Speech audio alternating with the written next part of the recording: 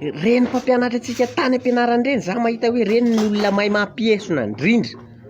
Ianao ve mba tonga saina amin'izany rehefa le sendra mampianatra izy de sady tsy hitanareo tamin'izay mbola mpianatra ohatranareo tsy mba nanao an'izao toetranareo zao, tsy haiko mihitsy ny zazakitra iny mantsy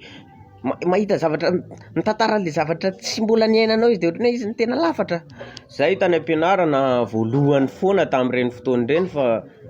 ny olona mpiara-mianatra aminao tamin'izany zany paiso, nefa misy lasa ministra, misy lasa président, de ianao ihany voalohany. Sa ray nisan'ny mpianatra tao aminareo de ianao voalohany tamin'izany. Ny tena hitako hoe mahatonga le iry zareo zany ohatran'ny hoe tsy haiko hoe tamin'ny seconde fotsiny tena anisan'ny tena nakamo anahy de hoe misy zavatra tsy azonao de ina kay ahoana kay ty ramose ahoana de ozy le ramose tsy averiko ty tsy azavaiko aminareo fa mbola ho ataonareo io any amin'ny terminal. De efa milama saina hoe tsy atao zany, tonga am'izay ny terminal ianao mbola tsy azonao le izy anontanianao indray le mpampianatra ahoana kay ty ramose tsy amerina nazavany intsony angambany fa efa nataonareo tany amin'ny seconde. De inona marina zany zay anisan'ny fampidirana kely fotsiny fa ny tena mahagaga anahy de ny hoe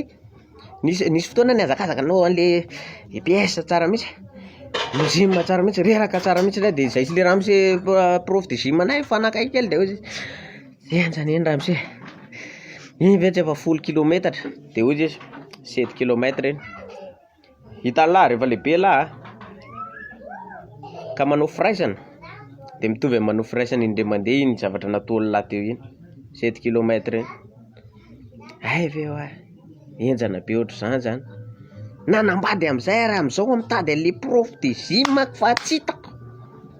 fa tsy mitovy amin'ny fomba ahoana moa no ahavitako 7 kilometra